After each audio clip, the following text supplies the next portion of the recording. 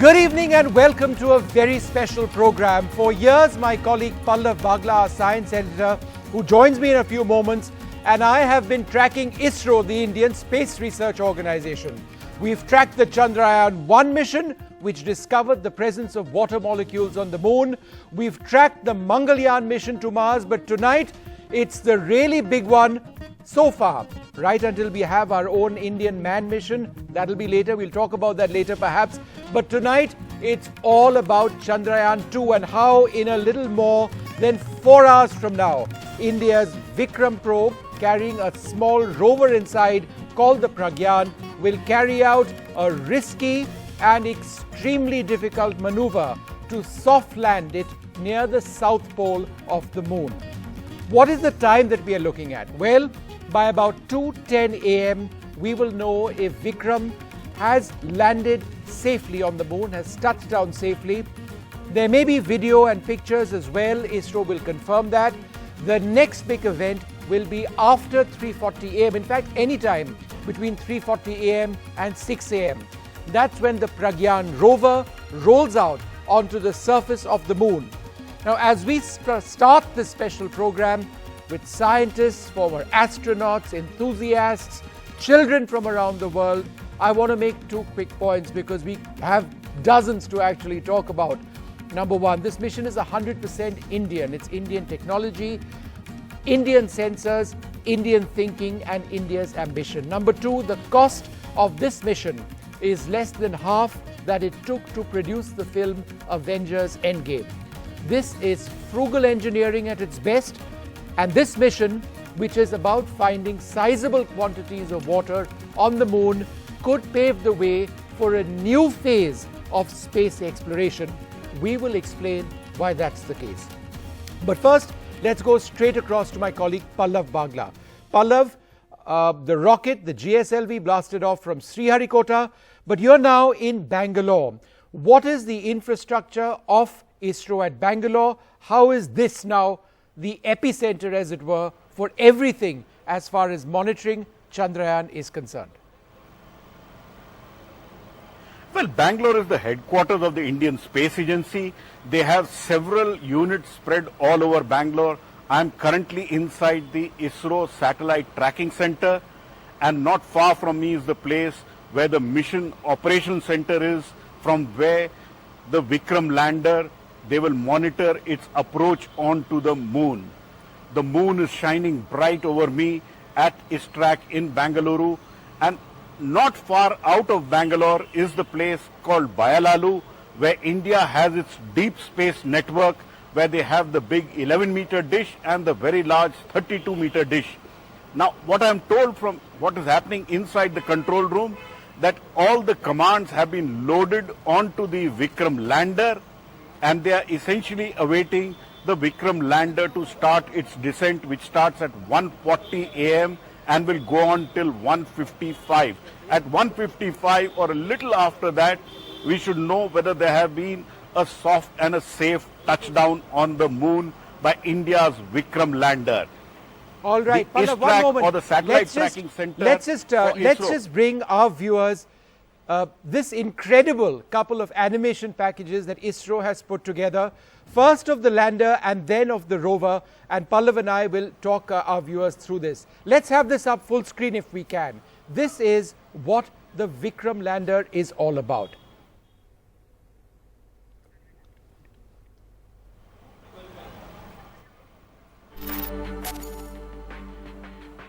And on the Vikram Lander are several key pieces of technology, several key sensors as well. And this animation package actually goes through all of those key pieces. The lander horizontal velocity camera, key absolutely in guiding the probe as it makes its final descent onto the surface of the moon. There's a Ka-band altimeter as well. The exact altitude is very important, or determines when the rockets will fire, different rockets for different phases of the flight. Different altimeters. There are a bunch of altimeters on board. There's a laser altimeter on board as well. I believe it's the next one that you see over there is the laser altimeter, and that actually has a key role in precisely ensuring the landing of the rover itself. The altitude, as I mentioned, all important. Once the altitude is absolutely correct, vertically and horizontally, various engines of the rover actually fire, and once it actually touches down, we will know through a touchdown sensor the exact angle in which the rover touches down. Absolutely critical. And Vikram is a smart probe. It's a smart lander. It will decide in its final phase of its flight, on the basis of sensors, where it wants to touch down. It has to avoid deep craters. It has to avoid rocks on the surface of the moon. And then in the final phase of its flight, it's going to decide how exactly it's going to do that. So several sensors on board, including that which I was talking about just now. It's an avoidance sensor. That is something which decides and determines that there are obstacles on the path of the rover and that these obstacles need to be avoided. Finally, as the rover closes in onto the surface of the moon, there is a period of braking which takes place, which happens through the firing of retro thrusters. This takes place using different engines, as you can see, at different altitudes. Finally, as the probe comes close, the lander comes close to the surface of the moon, there is a fine braking phase, and then that detection, the lander position detection camera, starts operating, and using artificial intelligence on board and very complex algorithms, the hovering stage, it commences when two engines are switched on and various sensors constantly gauging the horizontal velocity and the vertical velocity of the lander as it makes its final approach to the surface of the moon. Let's run our viewers through this final phase. This is the parabolic descent, which commences just moments before touchdown takes place. Let's raise sound and tell our viewers or show our viewers what happens when the central engine starts.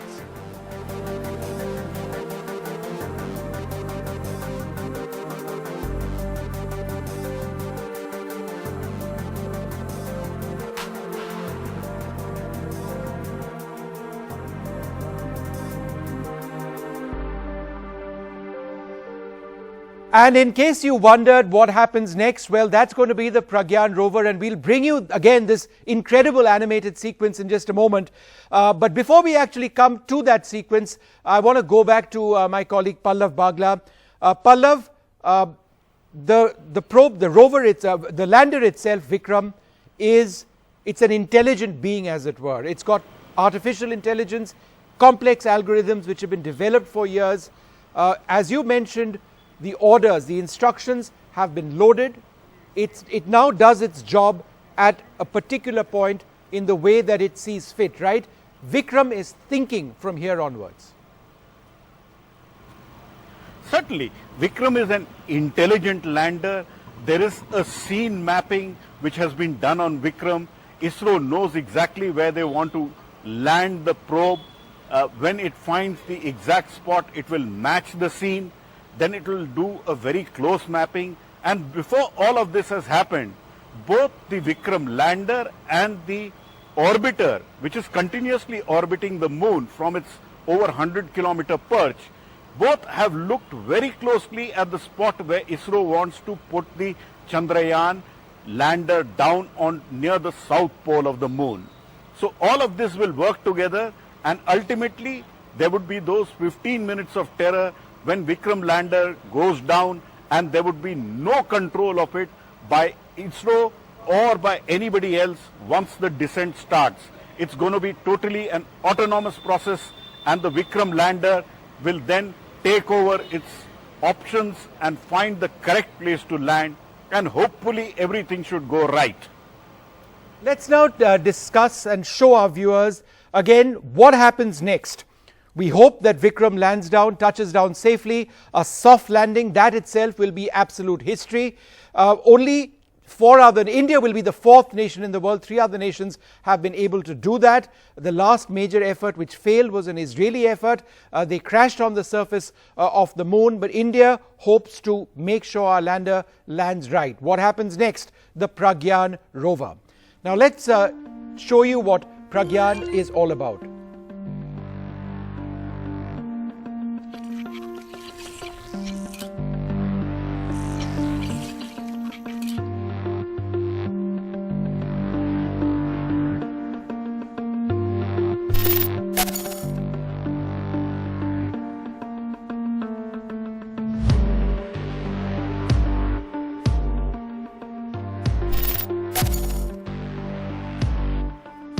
All right, various sensors on Pragyaan. That's the navigation camera, the left one, there's a right one as well. There are solar panels, in addition to a bunch of absolutely state-of-the-art sensors which actually look at the composition of the lunar surface. Remember, we are looking for sizable quantities of water on the surface of the moon. This is a key part, alpha particle X-ray spectrometer. What does the spectrometer do? We'll be talking to leading scientists in a while about that. The Pragyaan rover lasts only one lunar day, so it's not meant to last for several months, just one lunar day. But a lunar day, remember, significantly longer than an Earth day, and it's all powered by solar energy, and it actually travels and moves, but at a breathtakingly slow speed.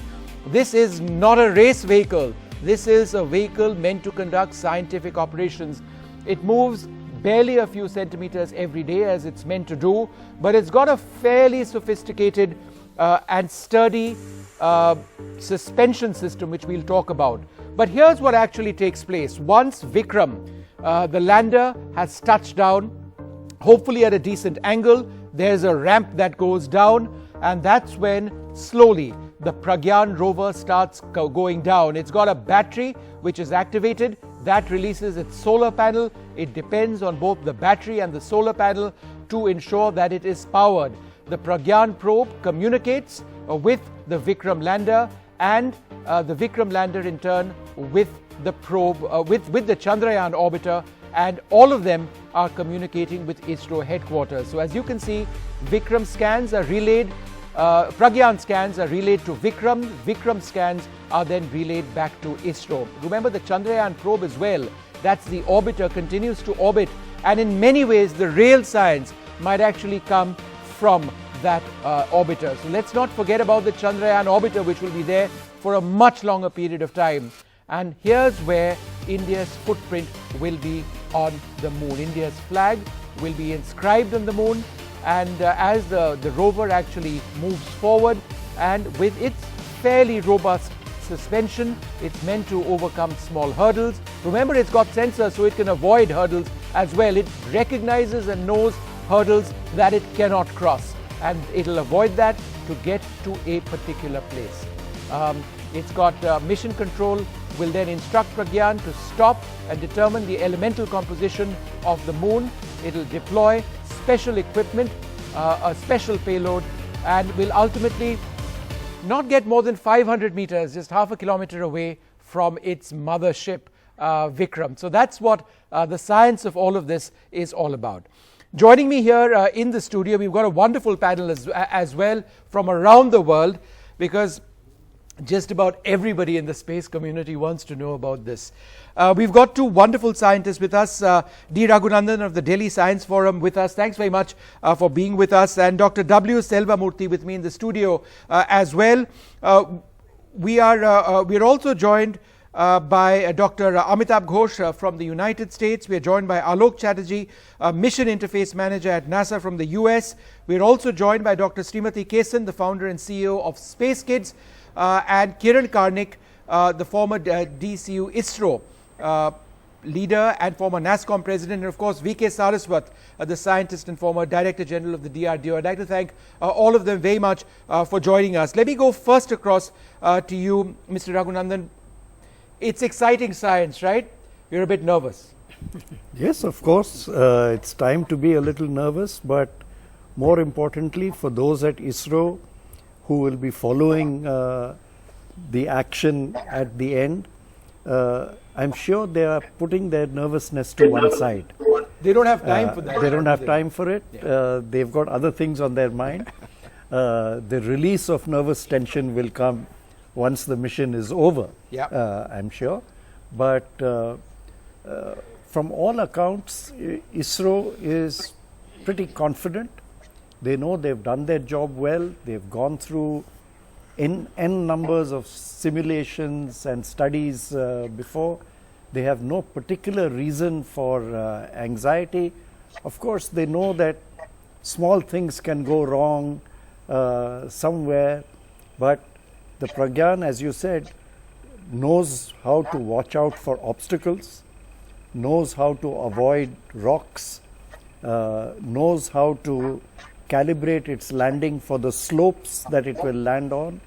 The area where the lander is going to finally settle is also being mapped out in a way that the number of locations there where the slope is more than 15 degrees is very, very small.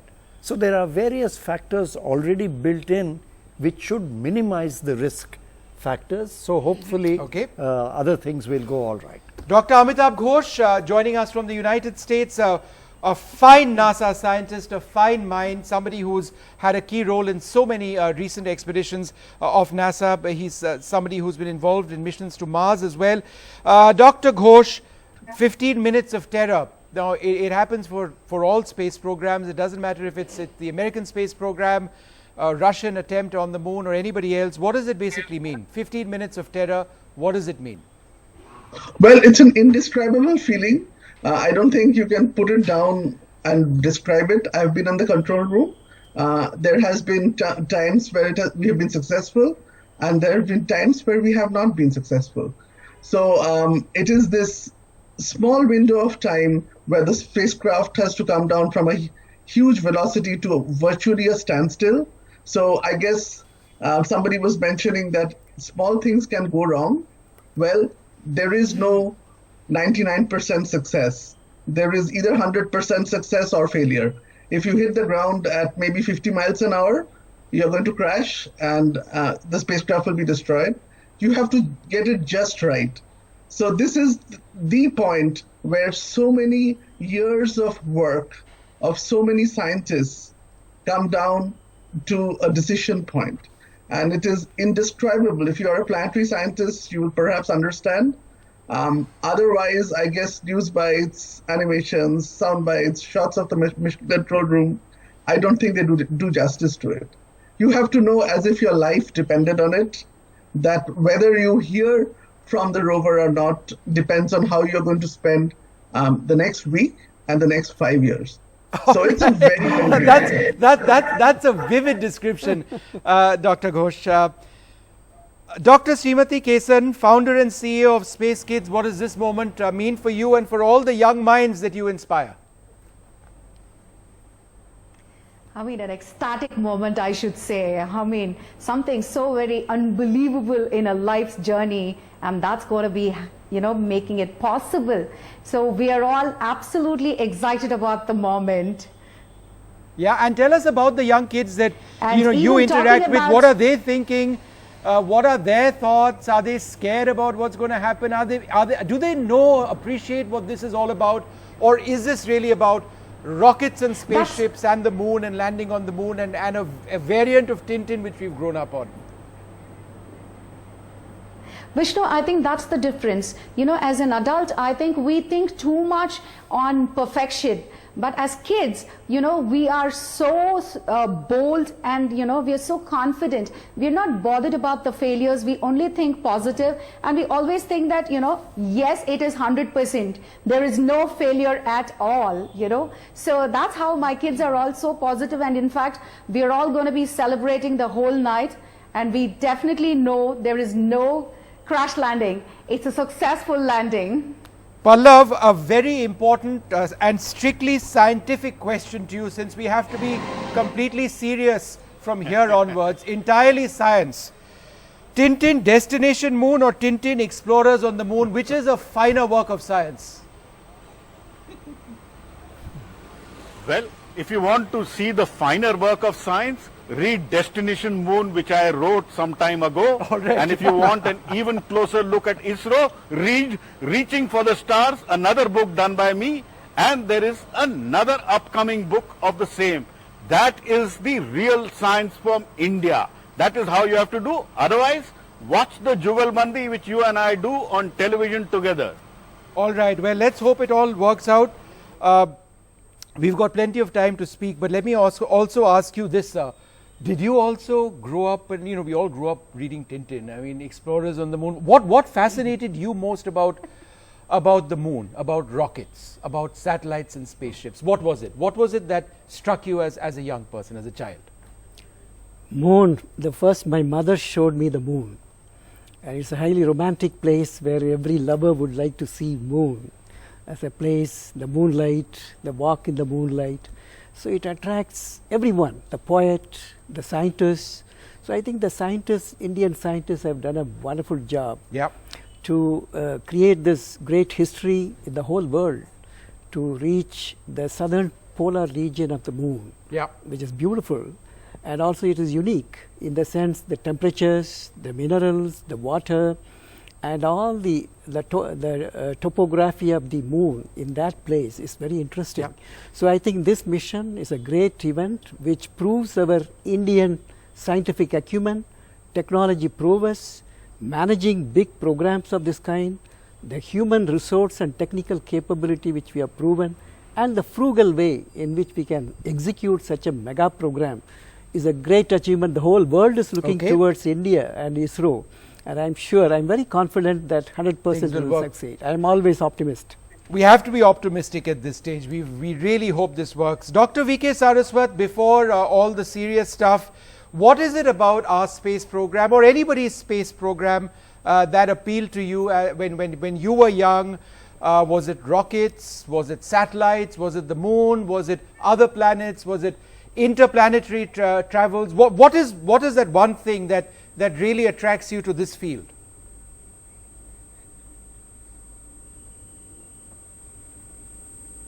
Frankly speaking, I was mostly excited as a child when the first Mr. Gagarin went to the space, and I was a child in 1957.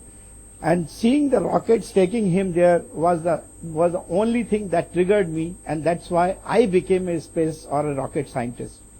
Today's mission certainly is a culmination of some of the dreams which I used to see, that one day somewhere somebody from our country will make a mission which will take us to the moon. And moon, as Dr. Salamurthy was telling, has always excited us as one of the shining things in the sky. And if this technology, which has been built by Department of Space, can make it happen, I think we will be the proudest people in this on this earth. I would like to mention to you, I was hearing the conversation about what are the possibilities. I want to tell you the aerospace engineers, when they work, they do what is called simulation. For every mission, I'm sure the space scientists have done tremendous simulation of all the sensors, all the devices which are part of the lander, and how they have to be done in the event of a failure. And with the artificial intelligence today being one of the major introduction of technology, I think many of those failures which otherwise would have taken off will be taken care of by this kind of a thing. I'm quite certain, while the complexity of the mission is that even 1 second error can take you away when the lander is descending down by about 7 degrees. That kind of an accuracy, but I'm quite certain, because the redundancies which have been provided in this and the software which has been tested on the in the various laboratories of the Department of Space will make it happen. I'm quite certain that this mission is going to be successful. The number of thrusters which has been provided, the number of sensors which are provided for auto navigation. So one moment, I just want to actually go through, Dr. Saraswat, I just to try to explain a lot of what you're talking about to our viewers, I also wanted to play out that 15 minutes of terror, what we're talking about, the second story of many that we actually have. What is this 15 minutes of terror all about? Pallav keeps referring to it. Let's tell you why the way in which the Vikram Lander actually descends, the way it's automated, and the challenges in the story.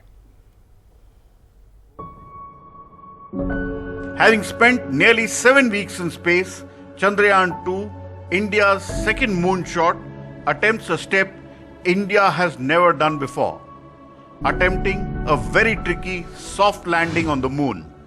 Once the manoeuvre is started for landing from the 30 kilometer, it is landing on the surface of the moon. It takes 15 minutes. This 15 minutes travel of lander is new to ISRO. What happened is, if you are leaving the vehicle, it will fall like a football. This is a very, very complex process and is new to us. Now, even for the people who are already done, every time it will be a complex process. And here we are doing first time, so that's what we told that is 15 minutes of terror. So it will be equal to sustaining the vehicle. When it is coming there, it is holding, just like we are holding a baby and bringing it down. That holding activity function is done by the propulsion system. And we have that the combination of 4 engines at the corner to bring down the Chandrayaan 2. But if the 4 engines are coming together, it may create a confusion. It will like a troubled water, like that it can create a lot of dust. For that only at certain altitude, this engine will be switched off and we introduce a central engine. So you named the lander Vikram. This is Vikram Sarabhai's centenary year. So it will be essentially like Vikram Sarabhai slowly lowering India's flag and India's rover onto the lunar surface, like a father bringing the baby down onto the lunar surface? Maybe sentimentally you can tell like that. But this is a tricky operation. Yes, definitely it's tricky. That's what I told you. It is like suddenly somebody is come and give a newborn baby to your hand, whether you will be able to hold without the proper support. The body, the baby will move this way, that way, but we should hold it. It's like that. The lander will go with this and all, but at the same time, it should be brought just like a baby. Landing is especially difficult on the moon since the atmosphere is very thin and parachutes cannot be used to slow down the lander. The last country which attempted it was Israel and failed. Does that give you any heartburn or trouble? No, not really. Say, because we do realize the space technology and space activities is always fraught with a lot of ifs and buts. No matter what you have done, how much work you have done, there could always be surprises. But notwithstanding this, like we have been talking earlier also, our effort is to make the best of the preparation and then be prepared for the worst. Historically, more than half the missions have failed while landing on the moon. Will Vikram rewrite history for India? India's Vikram lander going in for a landing on the lunar surface. A very tricky operation. Considered the 15 terrifying moments for ISRO and for the 1.3 billion Indians. Inside ISRO with camera person Govind, Pallav Bagla for NDTV. So when do we actually hit that 15 minutes of terror? It'll be at about 1:40 a.m. overnight. So in a couple of hours from now, when Vikram starts its descent, the Vikram lander starts its descent towards the moon. It's a complex series, and in 15 minutes or so, we'll get a clear idea of whether India has been successful or we have not been successful. By about 2:10 or so, 2:15 or so, we'll get a clear idea of whether the first step of today's mission and tomorrow's mission, I should say tomorrow's mission because it's still a couple of hours away, is successful. That is the landing of the Vikram itself. And then the next point of success would be when the Pragyaan rover is nudged down from Vikram, and you know, if that happens, then we can call this part of the operation of Chandrayaan to be a success. But I think ultimate success rests in the science that this operation actually, or this mission actually generates. And I'd like to ask Mr. Alok Chatterjee about that. He's a mission interface manager at NASA. He joins us now from the US. He was also part of the team that looked at the data generated by Chandrayaan 1. Remember, water molecules were found by Chandrayaan 1. So, Mr. Chatterjee, what are we looking for here in continuation of that Chandrayaan 1 mission? So Vishnu, I see you still sitting on the moonscape, waiting for the lander welcoming it. That's great. Yeah, Chandrayaan 1 was a very exciting mission. We worked together between NASA and ISRO, and we had two payloads from NASA on it. One was the M3, which is Moon Mineralogy Mapper, and the other one was Minisar. And when they were in orbit, we went through the same motions. We went around the Earth. In that case, it was the PSLV launch vehicle. And then we went around the Earth the same way as Chandrayaan 2 did. And then we got inserted into the lunar orbit at 100 kilometers. So that much is pretty much what we did for Chandrayaan 1, which is similar to Chandrayaan 2. So the instruments on Chandrayaan 1 orbiter, of course, it was only on orbiter. M-Cube was one of them, one of the 11 instruments. And we were able to discover, the JPL M-Cube instrument was able to discover water ice on the surface of the polar regions of the moon. And it was a clear indication that water does exist in some form or the other on the surface of the moon and maybe even below the surface. And prior to that, the NASA's Lunar Prospector mission, the Clementine mission, the Lunar L-Cross mission, LRO mission had already indicated that there are, and of course Chandrayaan 1 M-Cube instrument, and I think ISRO's MIP, Moon Impactor Probe, they all indicated signs of water on the moon in pretty much fairly good abundance, so that it can be used for the future colonists or astronauts or whoever wants to utilize those resources. Yep. So that's the major finding from that mission. And of course, we discovered a lot of other minerals, but certainly water was the main discovery of that Chandrayaan 1 mission. Okay, Kiran Karnik, before we talk more about water, why don't you put this in perspective for us? India is still very much a fledgling space power. Back in the 70s, we were carting pieces of rocketry around on cycles. We had great visionaries. We didn't have a lot of the technology we needed. We didn't have the rocket engines. We didn't have the cryogenic engines.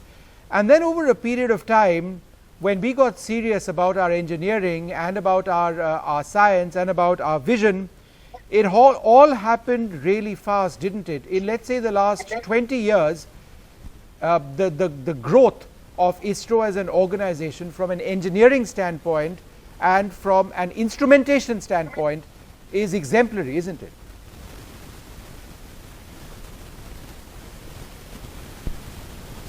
Well, most certainly. I think it's been exponential, and hats off to the phenomenal team at ISRO that's been able to do all this.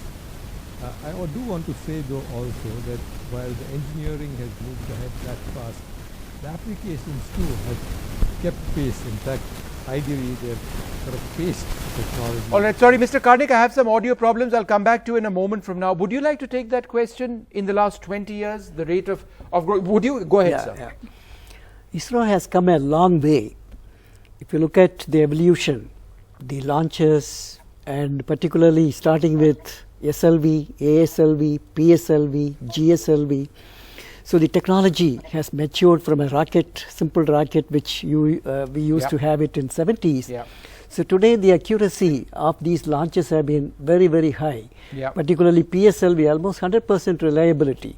So we have built a very high level of capability in terms of the launch vehicles.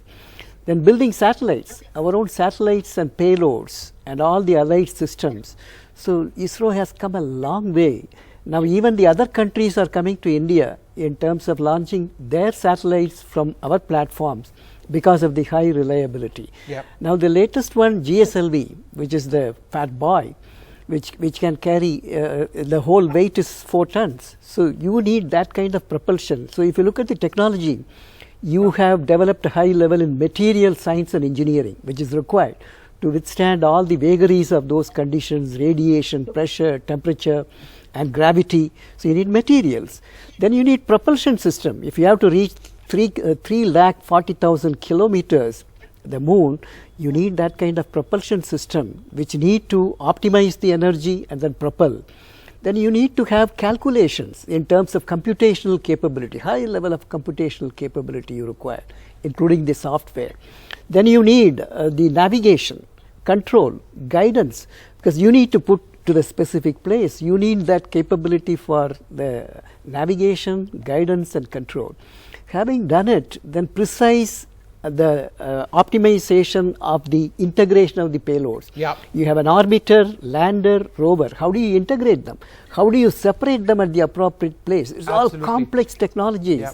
And then how do you compute when the moon is also moving, this body is moving, the lander is moving, orbiter is moving. How do you compute the exact location at which the deorbiting has to take place? I just want to actually go across now to a very, very special guest.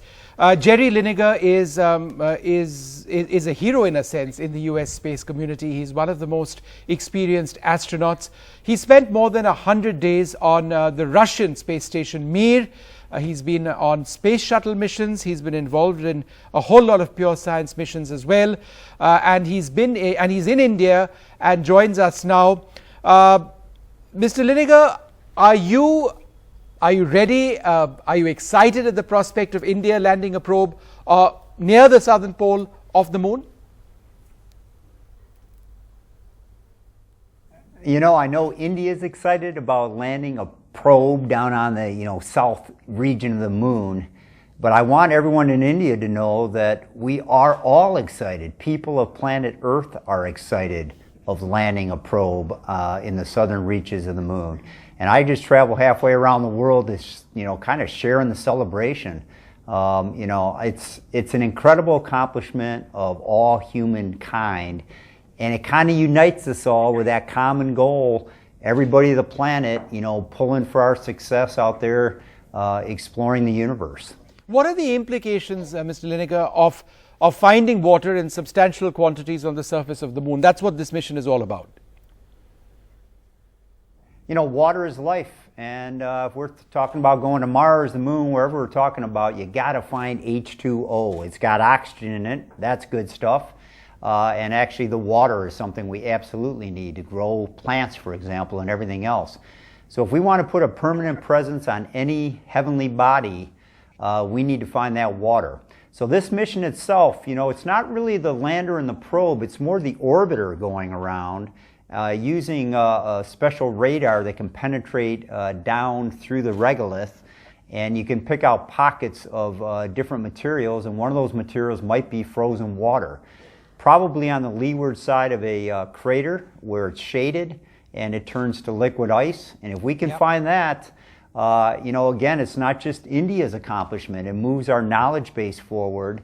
And down the line, United States of America, for example, is talking about a lunar human mission in 2024, and if they're going to do that, they might pick the landing site that the Vikram Lander is sitting at, because they might be the spot on the moon that would best support life. Yeah. I'll come back to you, Mr. Linegar, in a moment from now, but I want to go across to Kiran Karnik. We lost the line with Mr. Karnik just a few moments back. Mr. Karnik, in terms of the accomplishments of ISRO, having grown in the last 20 years, what in your mind actually enabled this to take place? In 20 years, the rate of growth, remarkable. 1 in a million moments. He's like yes. Absolutely, it's phenomenal. It's exponential growth in all areas. Technology certainly, and you can absolutely see it in the evolution of the launch vehicles. The less visible parts too, though, are and I would say certainly as impressive. What goes into the satellites, the cameras, the payloads of all kinds, and most importantly, the applications which use all this data, all this information, and come out with something that's of practical use, mostly to India, but indeed to all of the human race. Pallav Bagla is back with us. Pallav, in terms of what to expect, the Prime Minister is over there. There are a bunch of school children with him as well. Mr. Modi, of course, has been closely involved in overseeing the space program for now a long time. So in terms of his involvement today, what exactly is expected? See, what is expected is that the Prime Minister will watch the landing live from the Mission Control Center, and like during Mangalyaan mission, when the Mangalyaan satellite was captured by Mars, he came there and said, I came with trepidation, but I will take accountability if things go wrong. Yep. He is the Minister for Space, he is the Prime Minister of India, he is also a person who knows how to use space as a tool for governance. And Dr. Saraswat on the program knows very well in Niti Aayog how they are deploying space technology for governance. So he is somebody who's taking the charge from the front and being even this post-midnight hour in the Mission Control Center of ISRO, and he has made this a people's mission by involving school children in this quiz which he asked for. So there are 60-70 children who have been chosen who will be in the Mission Control Center with him. All right, and Pallav, these just will all as we become speak right now, young we're getting space images of the ambassadors Prime for Minister India. having arrived in Bengaluru on an Indian Air Force aircraft. As Pallav was mentioning, he's somebody he's the Minister for Space, he's somebody who's encouraged scientists constantly. He's spoken about them, he's spoken about his curiosity for science and ISRO when he was Chief Minister of Gujarat. He has seen ISRO through several successes, and he realizes that the prospect or the possibility of things going wrong is also something that needs to be recognized. But his presence over here would certainly be something that encourages India's space program. You've got the Prime Minister who's going to be up all night to witness all of this. Dr. Saraswat, would you like to come in over here? Narendra Modi's personal interest in science, in a sense dictating the policies of the government in science going forward and in space. I think under the leadership of our Honorable Prime Minister, there is a major impetus to the science for society, and space is one of the segments which is doing tremendous inputs as far as improving the lot of our country, both in terms of agriculture, in terms of georesources, in terms of mineralogy, and Department of Space is playing a major role. Prime Minister has identified that every resource in our country should be geotagged using the NRSA maps and whatever satellites are looking at. So science today is going leaps and bounds from what it used to be about 25 years back into society directly under the leadership of our Prime Minister today. Yep. And I'm quite certain that these missions which are being taken up will certainly go a long way in furthering it more and more. Yeah. Dr. Srimati Kesan, let me ask you this, ma'am. How does ISRO inspire young minds? How does ISRO inspire young students to science and to engineering, to aerospace and to space? How is it inspirational, ISRO? I mean, I should be saying post, pre our launch of Kalamsat and post our launch of Kalamsat.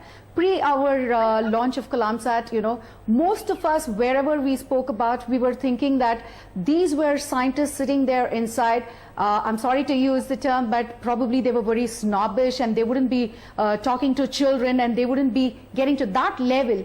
But it really surprised, and we should really take back our words when we were working with them for the launch of our Kalamsat V2 in the mission C-44. Amazing scientists and senior scientists sitting with a pencil and helping you 24 hours. And they said, you can ask us anything. And my kids were so surprised, they just thought that we probably had a wrong notion about them. And after that, this Chandrayaan 2, I should say the outreach has been exceptional, phenomenal. The animated videos have just made children to understand, like a comic, an animated movie, how the lander is going to be landing, how Pragyaan, like a baby, is going to be coming out. I mean, this is the way they have to teach children. So my kids, kids when I say across the country, I think you don't need a language for this, you don't need to understand science, but this kind of picturization coming down to their level is going to give them a great kind of input and knowledge about the whole thing. So space sciences is no more bonkers, it's become very, very normal, simple, where every child in the country can understand. I think and that's so important. That is so important. Mr. Raghunandan, would you like to reflect on this point? That ISRO is actually a very accessible organization. Now, this wasn't the case earlier. We may have a great culture for science, but let's face it, we aren't in the government the best communicators. But ISRO is improving, it's trying. They're up on Twitter. They do it with a sense of humor every now and again. They've got world-class animation, which we keep playing out over and over. You've had consecutive ISRO chairmen talking to anybody, and they like children. They want children to come. This ISRO in Bangalore today, full of children. In Sriharikota for launches, full of children. So this is part of a culture of making science fun. Science doesn't always have to be path-breaking rocket science, right? It can be very basic in reaching out to kids. How important is that for us as a country? I think it's extremely important, both in terms of making science not just accessible, but something that people can aspire to do themselves, not something which children look at from afar. I would also add that I think one of the most admirable things about ISRO, and you touched on that in your earlier conversations, has been its emphasis on getting its engineering right. Yeah. And that has not been a particularly strong Indian perspective. We've been good at science, we've been excellent at mathematics, but I think there's always been a bit of a question mark over Indian engineering. And something which the space program in particular has shown has been the extent to which we have managed, at least in this niche area, to show that we can do good engineering, shows the importance of that.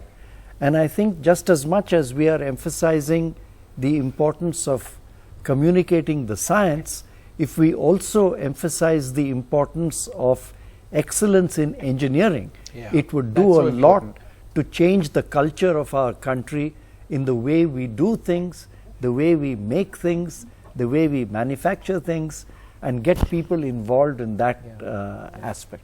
Dr. Ghosh, you want to come in on this? Let's not talk for a moment about pure science. Let's talk about engineering. The fact that we've had, say, the PSLV rocket, which has had a remarkable success rate by any standard. Yes, it's a small rocket. Yes, it has limited objectives, but it does that really well over and over again.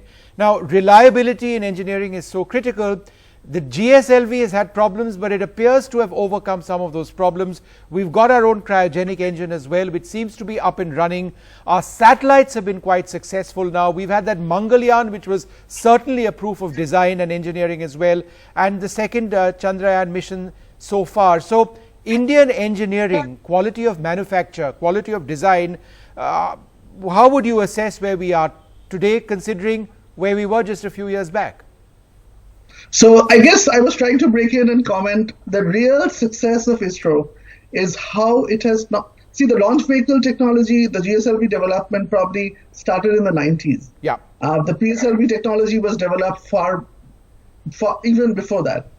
The real news is in the last 20 years, starting from zero, today ISRO has a planetary science program. So when ISRO was starting with Chandrayaan 1, there was no heritage to fall back on. But it has built that heritage, it has built that ability. And not just ISRO. If you notice, the payload is being designed by IIT Kanpur and then Physical Research Laboratory. So the intellectual capital is right now all over, not just in ISRO, but all over its partners. So the engineering that you speak of is probably evidenced here in how the planetary science program has evolved, which is much more complex than the launch vehicle.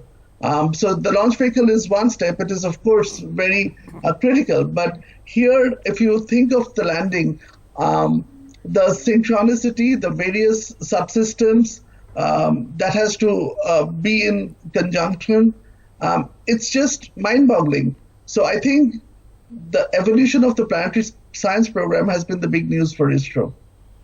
All right, we're going to take a short break, and after we take that break, we're going to come back with a special story on what India is attempting to do in terms of where we are attempting to land. Why is the South Pole of the moon so important? Pallav story coming up. Stay tuned.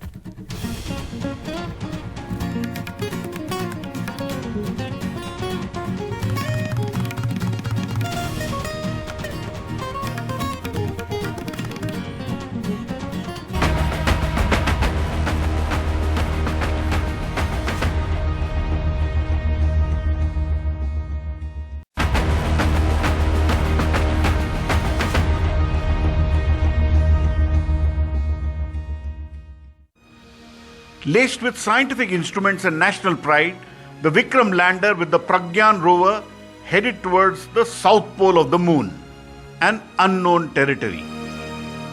The Chinese mission was the most northern to land, followed by the Luna missions. Most of the American lunar landing missions, including Apollo landings, were in the equatorial region. India hopes to explore the moon near the South Pole. But how difficult is it to go to the moon? Going to the moon is difficult. Landing to the moon, it's not so easy. We saw a few weeks ago that an Israeli probe got some problems. And in addition, having a rover, it's not so easy. So it's a very ambitious mission. After landing, the rover will carry out analysis of the lunar soil, and the lander will measure moonquakes and dig into the lunar crust, among other things. India will also continue its search for water on the lunar surface, since finding native water on the moon is critical for future habitation. India's Chandrayaan 2 mission with its Vikram lander is going where no one has gone before, near the South Pole region of the moon. India exploring an uncharted territory of the moon. In Bengaluru, with camera person Govind, Pallav Bagla for NDTV.